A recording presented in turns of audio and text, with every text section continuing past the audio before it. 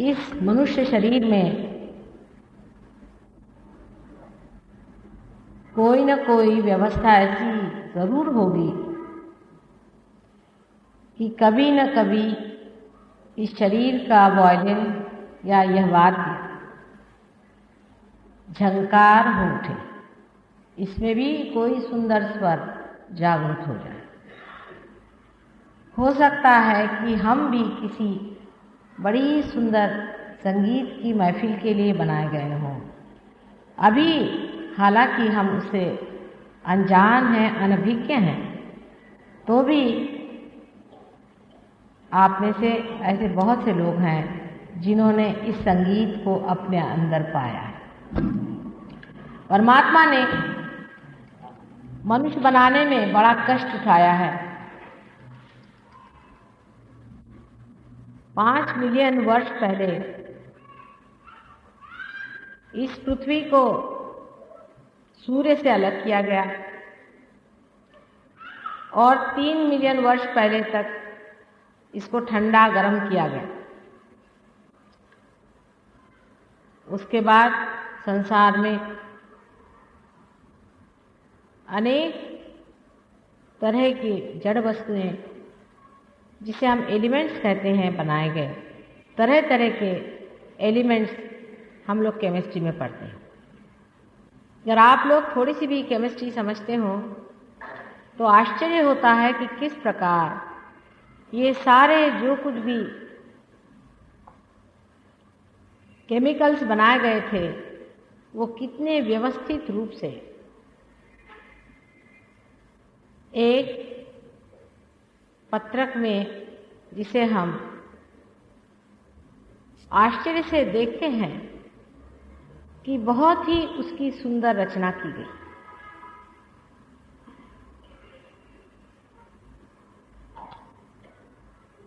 ये परमात्मा ने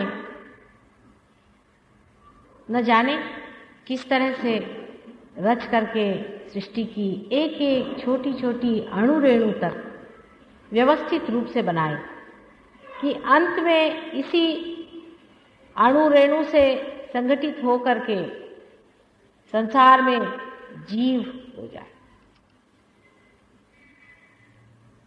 ये कोई लोग कहें कि यूं ही हो गया, ये चांस की बात है, सो बात सही नहीं। अगर चांस से ये बात होती तो अभी तक साइंटिस्ट लोगों का ये कहना है कि एक छोटा सा अमीबा भी नहीं बन सकता, एक जीवंत प्राणी नहीं बन सकता। इतने छोटे से समय में मानव जैसी एक विशेष कृति परमात्मा ने निर्माण की। इसलिए परमात्मा का नाम लेना पड़ता है कि कोई न कोई शक्ति इस ब्रह्मांड की रचना में कारणीभूत हुआ। किसी न किसी ने यह ब्रह्मांड रचाया है। चाहे इसे मनुष्य अपने ईगो और अहंकार में न माने, शायद वो इस चीज़ को पसंद न करे कि हम लोग ये कहें कि ये परमात्मा ने बनाया, लेकिन क्या कितना भी अहंकारी मनुष्य इस बात को स्वीकार करेगा कि उसने ही अपने को बनाया है और सारी सृष्टि की रचना की। इस तरह उठकर अगर कोई आदमी कहने लग जाए कि मानव ने ही ये सारी निर्मित की हुई है, तो लोग उसे पागल खाने भेज देंगे। जिस शक्ति ने इस सृष्टि की रचना की, उसके बाद मनुष्य को इस हालात में पहुंचा दिया जहां वो आज बैठा हो, कुछ न कुछ और जरूर व्यवस्था होनी चाहिए जिससे मनुष्य अपने मंजिल पे पहुंचे। कुछ न कुछ उसने जरूर सोचा होगा कि इस मनुष्य को किसी तरह उसकी मंजिल तक पहुंचावे। अब जिस इंसान ने ये वायलिन बनाया, ये 7 उसमें स्वर लगाए, उसने यही सोचा होगा कि किसी न किसी दिन किसी संगीतज्ञ के हाथ में ये वायलिन पड़ जाएगा और उसी दिन इस वायलिन से मधुर स्वर का संगीत निकलेगा। अगर ऐसे आप वायलिन को देखें तो वो जड़ वस्तु है, उसमें कोई भी सूक्ष्मता नजर नहीं आती, या ये भी नहीं समझा जाता है कि इसके अंदर से कोई सी भी ऐसी ध्वनि निकल सकती है कि जिससे अंदर सूक्ष्म संवेदना उत्पन्न हो जाए। बिल्कुल सटल फीलिंग्स आपके अंदर जो अभी आई हैं, ये कोई भी आदमी जिसने कभी वायलिन देखा नहीं, वो देख करके समझ भी नहीं सकता कि इस एक जड़ वस्तु के अंदर से ये वस्तु निकल आती। उसी प्रकार जब आप मनुष्य जन साधारण को देखते हैं, दुनिया के बवालों को और दुनिया के आफतों को देखकर मनुष्य सोचता है कि ये मानव जो है, ये सबसे खराब चीज परमात्मा ने बनाई। जानवर हैं वो हमसे अच्छे हैं, हम लोग जानवर से भी बदतर हैं। बहुत से देशों में तो लोग बच्चा ही पैदा नहीं करते, कहते हैं कि क्या इस दुनिया में बच्चा पैदा करें जहां संसार जानवर से भी बदतर है। लेकिन ये भी सोचना हमारे अज्ञान का ही लक्षण है। परमात्मा ने सबसे सुंदर कृति बनाई है मनुष्य, सबसे ऊंची और सबसे सुंदर मनुष्य की कृति बनाई है और उसको विशेष रूप से आशीर्वादित किया है। और ये मनुष्य रूप धारणा में ही मनुष्य उस चीज को पा सकता है जिसलिए परमात्मा ने सारी सृष्टि की रचना, सारी सृष्टि उसने जो बनाई है वो मनुष्य के लिए बनाई, और मनुष्य को इसलिए बनाया हुआ है कि वो परमात्मा की शक्ति का वहन करे। जैसे मैं बातचीत कर रही हूं तो ये इंस्ट्रूमेंट मेरी शक्ति का वहन कर रहा है। इसी प्रकार परमात्मा ने भी मनुष्य को इसलिए बनाया कि वो उसकी शक्ति का वहन करे, और जब उस शक्ति का वो वहन करे तो उस शक्ति के बारे में सब कुछ जाने, उसके लिए वो अवेयर हो जाए।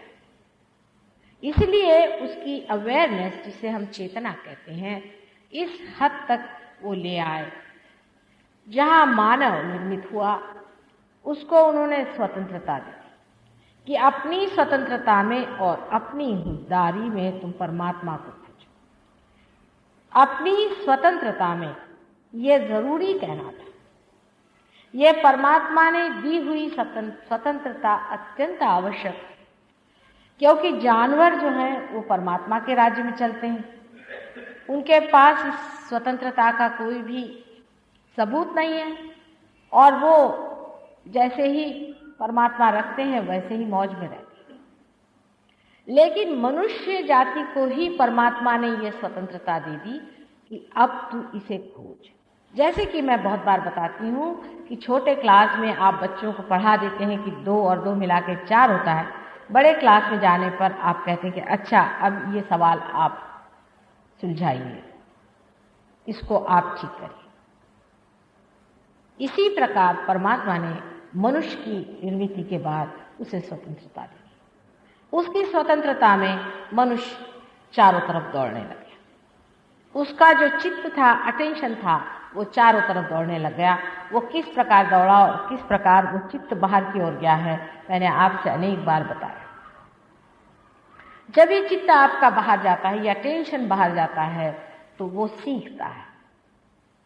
जैसे कि पहले मेरा टेंशन, आज समझ लीजिए कि इस स्वस्तिक के एक प्रतीक पर पहुंची, सिंबल पर पहुंची, तो मैं देखती हूँ कि आखिर ये क्या चीज़ है, ये क्यों बनाई गई, इसका क्या अर्थ है, इसमें क्या चीज़ें निहित हैं और इसका क्या मतलब होता है।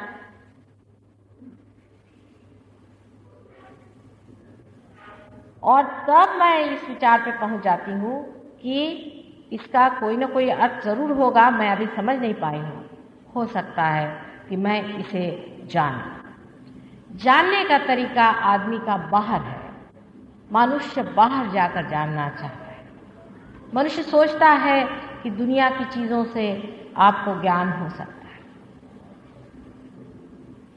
जैसे आप इस कमरे में आइए, अंधेरा है, आप एक चीज को पकड़ते हैं, दूसरी चीज को पकड़ते हैं और फिर आप सोचते हैं कि आपने जान लिया। एक और तरीका होता है कि अंदर आपके प्रकाश ही आ जाए और आप सब कुछ जान लें।